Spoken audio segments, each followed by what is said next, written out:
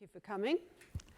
And I get to do the easy bit at the beginning, and I should point out that Harvey and Kirstine have been sharing these analyses between them, and I like to put the story around numbers. So the focus is on educational progress. We're looking at NAPLAN in particular, Queensland students, and the main focus today is to present the cutting edge of methodologies, if you like, in how you can analyse the sort of data we have. So what we know about educational progress, it's a critical issue in Australia. We've had goals expressed very clearly for Indigenous students from the Melbourne Declaration 2008 that identified that their underachievement is a key priority area. And it's for this decade, so 2008 to 2018. That's actually significant because we're now in 2016 and you see more and more reports coming out reporting on how performance is going against the objectives for 2018. So we're getting close to that decade that we wanted to improve. And it's always termed as closing the gap, the agenda. Now, closing the gap is a very interesting agenda because what that implies is that students are catching up. But what happens if everybody improves? Maybe we don't get to close the gap. But it is well recognised in Australia as a closing the gap agenda. Just some figures, because it's interesting to know how many students we're talking about. In total, in 2015, there were 200,563 Indigenous students in Australian schools. And the definition is if students self-identify as Aboriginal and Torres Strait Islander. They comprise 5.3% of the total enrolment. And while most of the students are in New South Wales, I think it's an interesting statistic to see that the Northern Territory has 40.5% Indigenous students. And even Queensland, we've got 7.6%. So we actually have a fairly high number of students in Queensland. So there's been some summary reports looking at data on Indigenous and non-Indigenous student performance. So what we have from the National Assessment Program, which are the sample assessments that we participate in, for PISA in 2009, the analyses say that the gap, as we'll call it just for a few slides, is in reading literacy is more than 2 years of schooling. So it's identified as significant. The gap for mathematical and science literacy is more than 2.5 years. And a comment that while both groups of students, Indigenous and non-Indigenous students, actually performed worse on PISA 2012 than PISA 2003, and we don't really have an explanation for that. One concern was that there was a decrease in the proportion of top-performing Indigenous students. So it's always important to remember that all students are spread across performance bands, and there is a concern with high-performing students in these sorts of tests.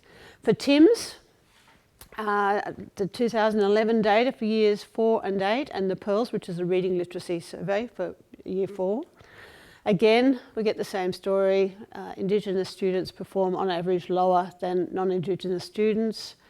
That there are a small proportion of year 4 students achieving the highest achievement bands in TIMS, but it's a lower proportion than for non-Indigenous students. That neither group changed between 1999 and 2011, which is something of interest as to what we're doing or not doing.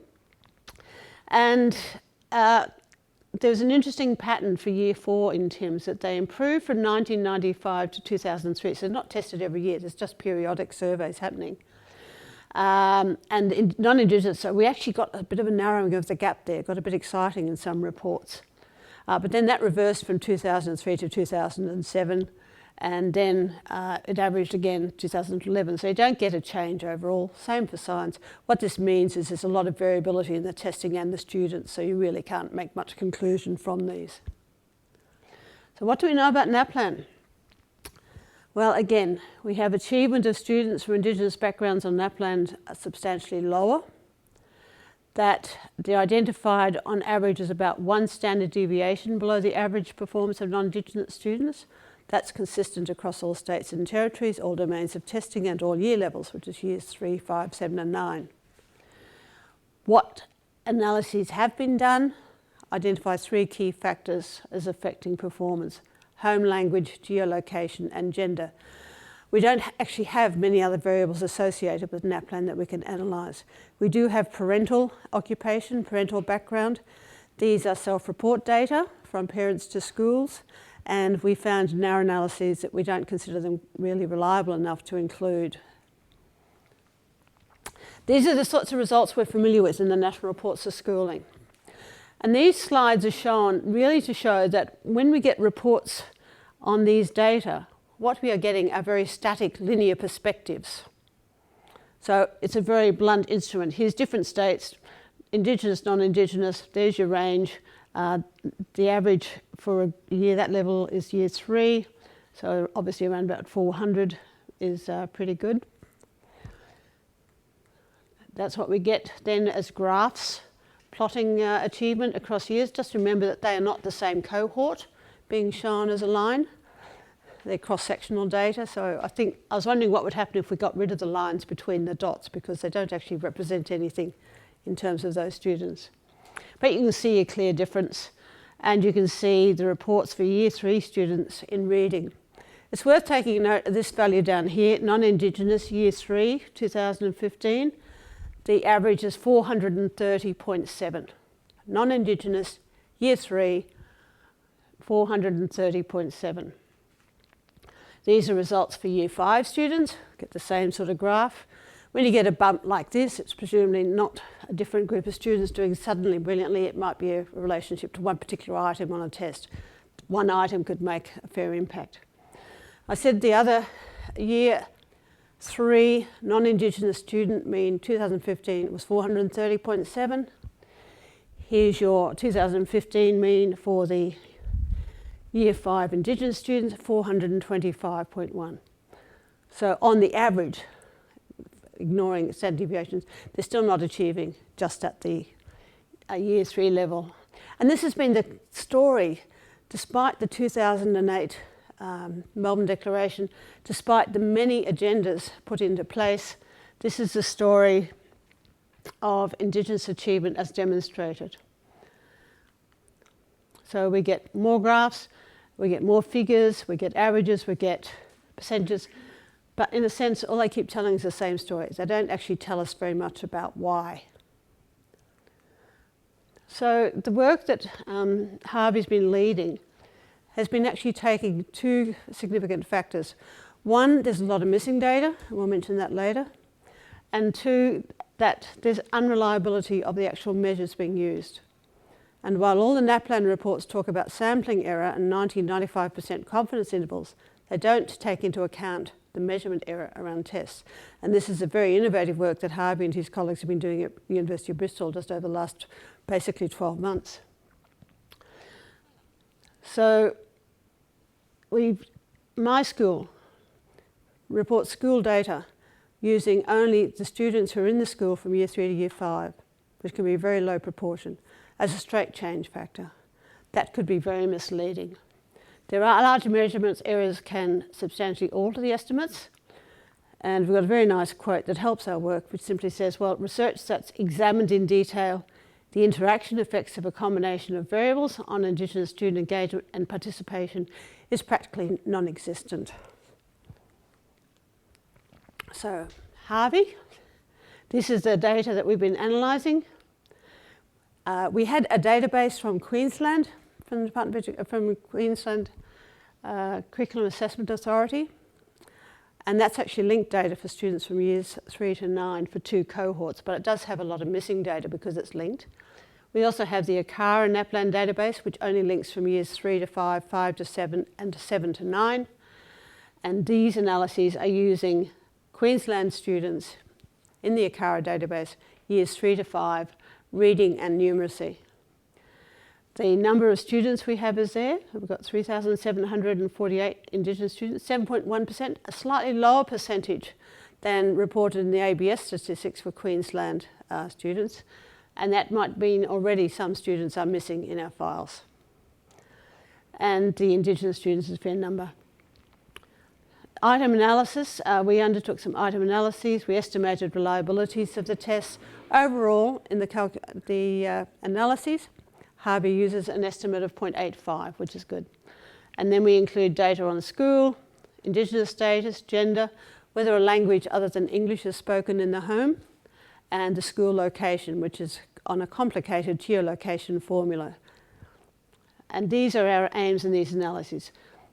Do they have different average achievements and make different amounts of progress from year 3 to year 5? And what effect does adjustment for reliability have on these inferences? So this is the main story today. What do these new analyses tell us?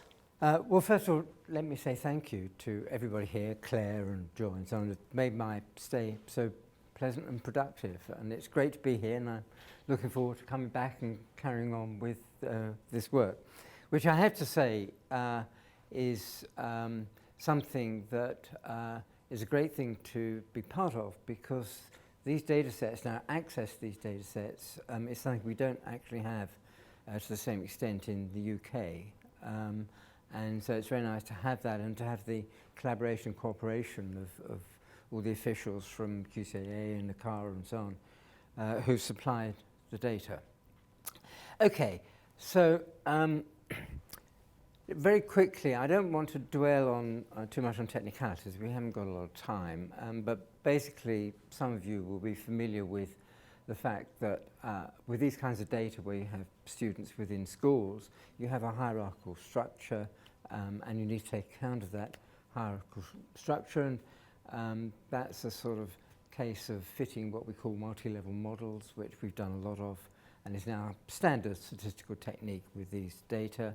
And it's the sort of thing that NAPLAN, as it were in the background, does with the data to report it. We're not going to today talk about looking at specific school effects, comparing schools. That's something we want to come on to, but it's not what we're about today. So we're doing two things, really, I want to talk about.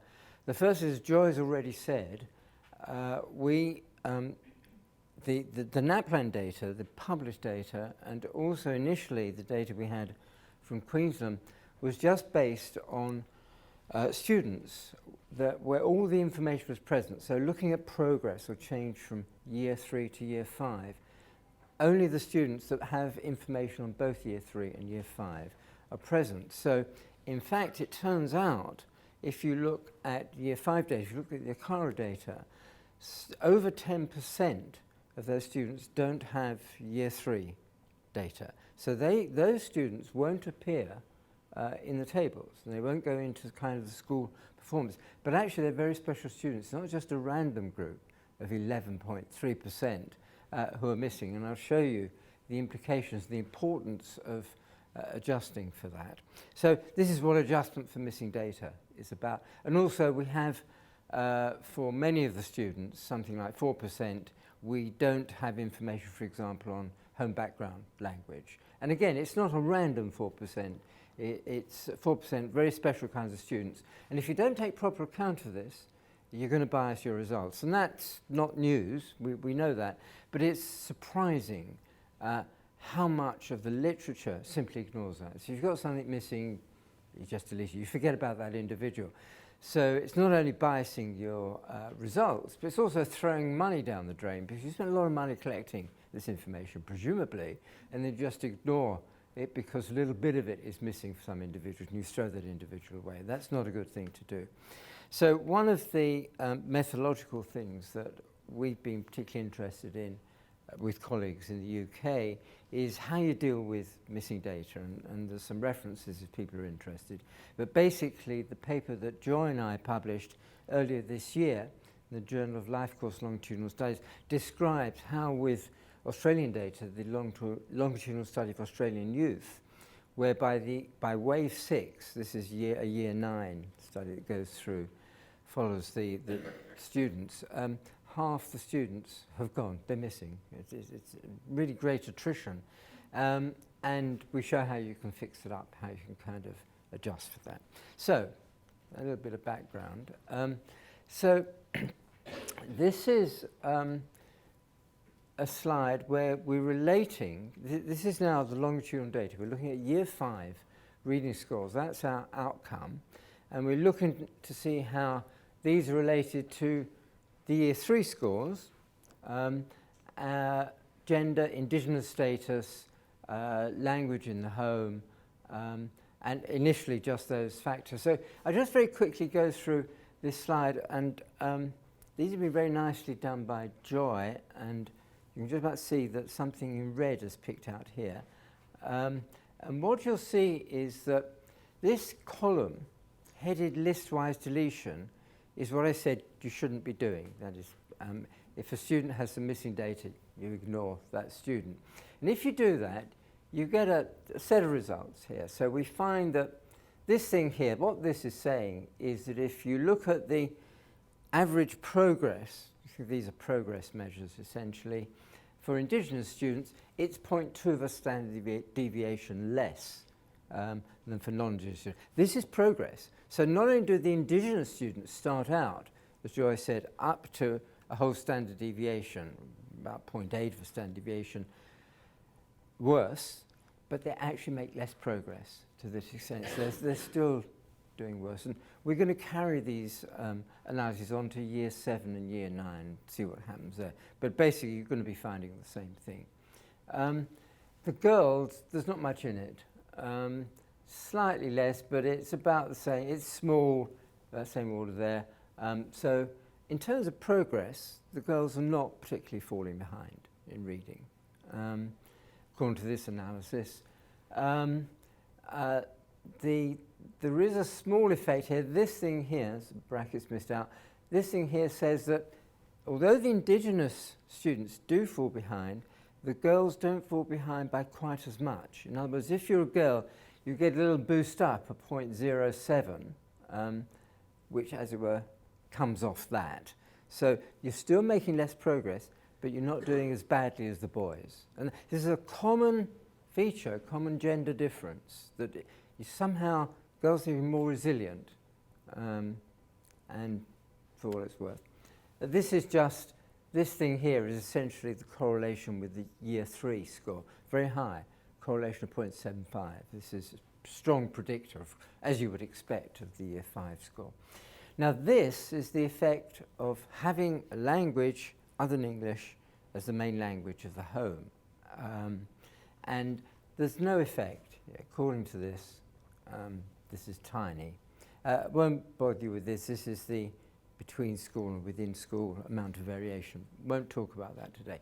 This is what happens when you don't throw away those students who have missing values. You incorporate it using something we call imputation, but you basically build it into the analysis. So you increase the amount of information, but you also, at the same time, are correcting for biases, because these students have much lower year 5 test scores. They're not random. Considerably lower year 5 test scores. Those are the ones you're more likely not to be able to match up with their year 3 scores. In fact, in Northern Territories, it turns out that none of the year 5 are matched to the year 3 scores. For some reason I don't quite understand. I think there are 3 students who have matched year 3 scores with year 5 scores. We're going to look into that. But what I want to point out here is that when you do this, you change that negligible thing here to actually a significant negative effect here. So if the language in the home is other than English, you make less progress. Okay. You would not pick that up if you did this kind of standard analysis. So it's not just a technicality, it actually affects the results. So it's not that, it's not, you know, statisticians saying, you know, we ought to do this because it keeps us in a job, and it actually is an important issue.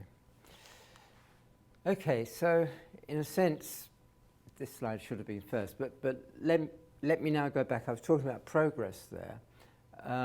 And now this is the just basically a simple model of year 3 and year 5 separately. And what you can see is what Joy was really referred to. Now, for reading, at year 3, the Indigenous deficit is over half a standard deviation. This is enormous, absolutely enormous effect. And at year 5, that's for reading, and that's even higher These are all standardized measurements, 0.7 of standard deviation. At year 5, again, 0.6 and 0.75, so even bigger, really enormous gaps. And you can see here, these are suggesting an increase, which we formally modelled on the previous slide. So just very quickly go through this. Girls are doing better at year 3 in reading and worse in maths. So that's not a new story. By year 5, the same thing occurs. Again, I won't sort of bother with this. These effects are not very big, but that's just the basic story. This is year 5, and that's year 3. So that's, as it were, in a sense, setting the scene. But our interest is in change, progress over time. So now we're going back to the study of progress, and I'm now just going to look at this in a little bit more detail. And now this is not just allowing for missing data, but it's also allowing for unreliability that John pointed out. The reliability of these tests is not bad. 0.85 is kind of sort of okay as far as these tests go, but it does make a difference. And what happens if you adjust for this unreliability? Let me recap. Why do we want to adjust for it? Well, because what we really want to do is we want to make an inference based on, if you like, the true underlying reading and maths achievements or abilities at these ages. What we've got is a test that is fallible. So it's a particular test consisting of particular items measuring reading. And if you were to imagine kind of redoing it, giving it independently to the same children the next day or the next week, they would on average, they would be some variation between the scores. They wouldn't get exactly the same score, 10 out of 25. They might get 9 out of 25 or 12 out of 25. That's the unreliability, the inherent variability that's due to which side of the bed they got out of, the temperature, all sorts of things that means that there's this inherent measurement error, we call it. So the general effect of adjusting for the measurement error, so try and get at what would be the true relationship, is that if it's the measurement error in the year 3 score, which is what we're talking about, what you do is you increase the estimate of the year 3 score. So we got an estimate of about 0.6 or 0.7 before, and adjusting for the reliability has pushed it right up to 1. This is actually, you can think of this as a correlation, but it's not quite a correlation. It's got all these other things in here. But it's pushing up this estimate to something much higher than it was before. But the really interesting thing is the effect on things like gender and Indigenous differences. Those get reduced. So this, if you focus on this minus 0.156, and I go back a couple of slides, it was minus 0.208 here. That's before I account for the reliability. It's not as bad as it might seem. That's what this is saying, that if you don't adjust for unreliability, actually this deficit is still there, but it's not as big. And this is really important because if you didn't do this, you'd be overemphasizing something. It's not really there. Partly it's a function of the fact that you've got an imprecise measuring instrument. And if you have a really imprecise measurement instrument, so effectively is just producing noise, it's not measuring anything, all you're doing is just picking up the current difference. You're not measuring kind of progress at all. And this is very important, and some of the work we've been doing in the UK recently has demonstrated that claims, which have been politically very important because they've been taken up by governments, about changes over time in different social groups, non-Indigenous groups in the UK, have been vastly exaggerated. Not a welcome message to many people, actually. It's not that the differences disappear, they're still there, but in terms of the further falling behind, or the relative progress being made, it's not nearly as bad as it might have seemed. So this is really rather an important message. And so this again, was over -0.2, and now this for numeracy has been reduced as well. Interestingly, the female one, now for reading, that wasn't appreciable before. Now it has become appreciable. It's gone down. It's gone up to this. It's still not very big, but it is now there. And in numeracy, the girls fall behind as well. So it's picking up something slightly different here. Again, this interaction, this female Indigenous effect is still there. In fact, that's slightly larger than before. And don't worry about all these things here. But what we're doing two things. We're correcting for missing values that we don't have, and we're correcting for this unreliability. And so all our subsequent analyses, we're not going to go through all this again.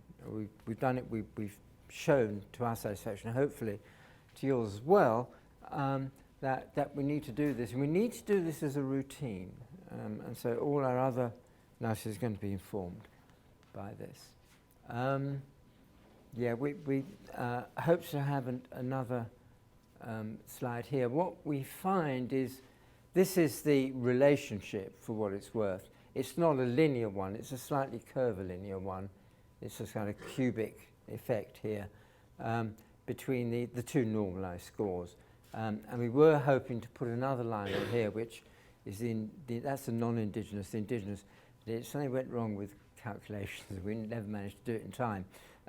But basically, it's parallel to this. Interestingly, before we did the reliability correction, I think it's the next slide. No, it's not. Something was.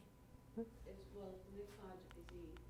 Oh, there it is. Yeah, I do. That's on the Queensland data. Yeah, but I just want to sort of make the point. Yeah, this is a slightly different data set, and there's two things about this. Okay. Let me sort of, I'll come to that later actually. That's the relationship. Essentially, the lines are parallel, but the Indigenous line is underneath here.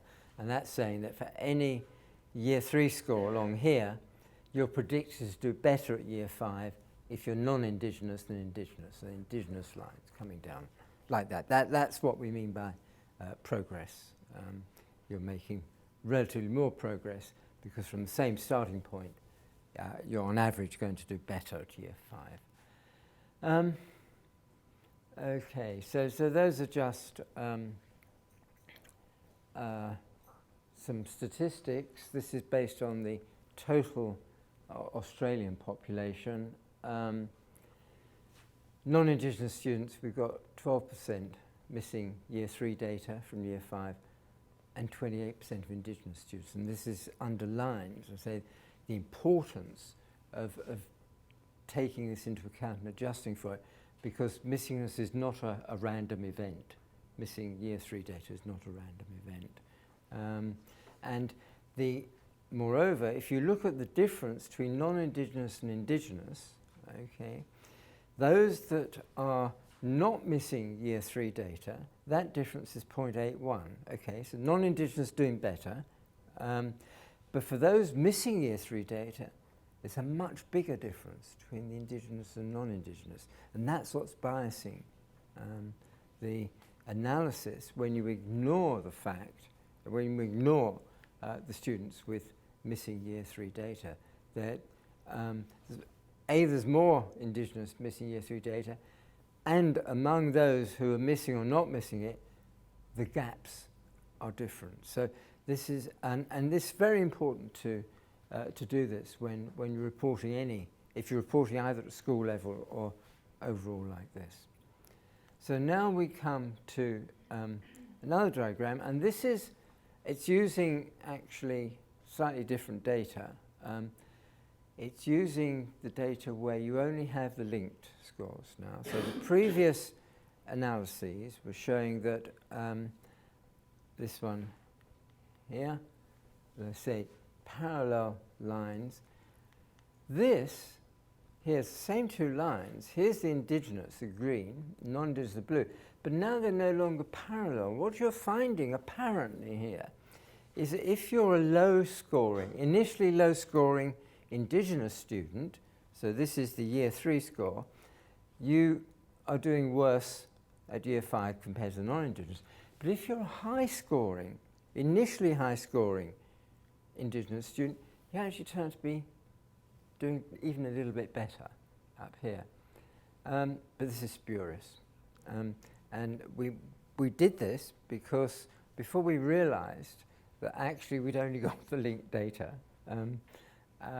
we did this, we corrected for reliability, and we found this what sort of terribly interesting result.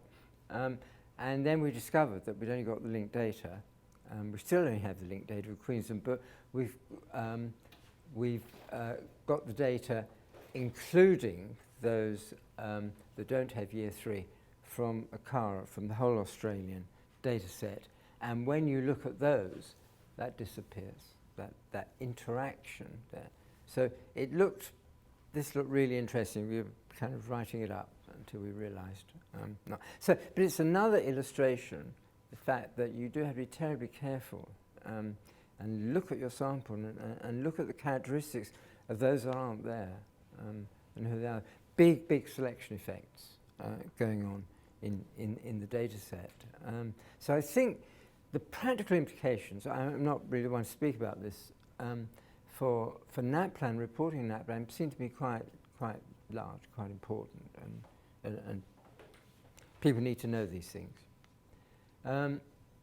Okay, well, I think with this, there's too many numbers on this. I think just summarize it. To running out of time. I hate all those numbers. So, just very quickly, progress between Year 3 and Year 5, Indigenous students stand out as making less progress. It's, that's the big effect. Effect is more marked for boys than girls, as I said, and it's more, especially for reading, and it's more marked for those in rural areas. There's something going in rural areas as well. The Indigenous rural children are even worse. Yeah? The ACARA data, they only gave us 3 classifications. Yeah. For geolocation, metropolitan, provincial, and then they combined rural and very remote to make sure that the data could not be identified, the school could not be identified. Yeah. But the number of very remote is quite small. I mean, so rural is rural and very remote. Yeah. In our data. Thanks, Joy. Okay, girls tend to make less progress than boys for both. I haven't talked about the relative amount of variation attributable to schools, but just to say that as we find elsewhere in all sorts of other studies, the amount of variation in the test scores at the school level is usually about kind of 10 to 15%, but it's much higher for mathematics. In other words, schools appear to be more important in terms of predicting test scores for maths than for reading. That's not a new finding, but it comes out very clearly here. Having a home language other than English, this is the numbers there, appears to be associated with somewhat greater progress for numeracy. Again, it's not totally clear, but it might signify an increased language demand of mathematics from Year 3 to Year 5, or in the actual tests for Year 5 compared to Year 3. It's something that we want to explore more. And again, Indigenous students from a rural background show much less progress, and the final thing about changing our inferences. So just to finish up with, we're now looking at subtests of numeracy and reading. We've been able to identify, for example, in numeracy, algebra, geometry, and so on. The difficulty, and this is really interesting because different things are happening. The Indigenous students are not uniformly doing worse. They're doing relatively worse in some aspects of maths and reading than in others. And this is going to be really interesting. The problem with this is that you're dealing now with quite small numbers of items. So I think at year 3, there's only 4 algebra items. You want to kind of do that. And if you and 10 or 12 maybe at best for some of these subtest scores. And the problem with that is the reliabilities get very low. So talking about tests based on such small numbers of items, of reliability is maybe as low as 0.7, 0.75. So adjusting for those reliabilities is absolutely crucial. You can't do the analysis and come to any reliable conclusion unless you adjust for those reliabilities. It's really important. So all this kind of methodology that we've been talking about is really going to start paying off when we can do that. And that'll be fascinating because we haven't been able to do that in the UK. We don't have access to, not yet, to that kind of item level of the data. Even though we have lots of data, we don't. So this Australian, as far as I know, this Australian data is the first data set where we can really look at this in some detail. We're looking, now for Queensland, the nice thing about Queensland is we've got linked data across all 4 years, 3, 5, 7 and 9, they've linked it. Unfortunately, they have only produced the students that have every test, 3, 5, 7 and 9. So it's a rather small group of students, it's about, well, 60, 70% of all of them. And that's where we didn't realise what was happening. However, they've been very kind and they are now going to give us the whole lot. But I think it's taking a bit of time, so it's a bit tricky kind of putting it out. But we will have the whole Queensland data. And the nice thing about that is we can look across the whole range, right from primary through to secondary. So we're going to add year 7 and we're going to add year 9 as well. We started this all Australia data. We're looking at state differences, interesting differences between states. But there, ACARA will only give us link from 3 to 5, 5 to 7, 7 to 9, because that's how it's published. Which is a pity, but there you are. And again, we want to see whether, for example, the Indigenous differences vary across states, the same for all states and so on. So we've just begun those analyses, and that, yeah, that's the last slide. A few references. So. There's obviously the technical implications of what we've been doing for how you can actually look at data and results. I also look for the meaning, and I think it's very interesting that we lose students, particularly Indigenous students. I think it's interesting. I'm particularly fascinated by those 2 graphs and the different interactions we get, because I think, what do we know about the students who are there in that high achieving Indigenous group, who obviously have some sort of stability around them, that they're achieving like that in comparison to other students? So I think for me, what comes out of this is that many of the initiatives and the policy initiatives look at schools. So I look for a low achieving school, you put your money there and you do some sort of project or implementation. These analyses show it's about students and individual students. And it's not the first research that says you really have to find the students in need wherever they are, which is not easy, track them, follow them, whatever, and actually work with the individual students, because there are high achieving students, there are low achieving students. The low achieving students are getting more disadvantaged, particularly in rural areas, but work with the students. And so the practical implication is this gives us more information about who are the students, and that they're the ones I'll be tracking and looking for. So thank you.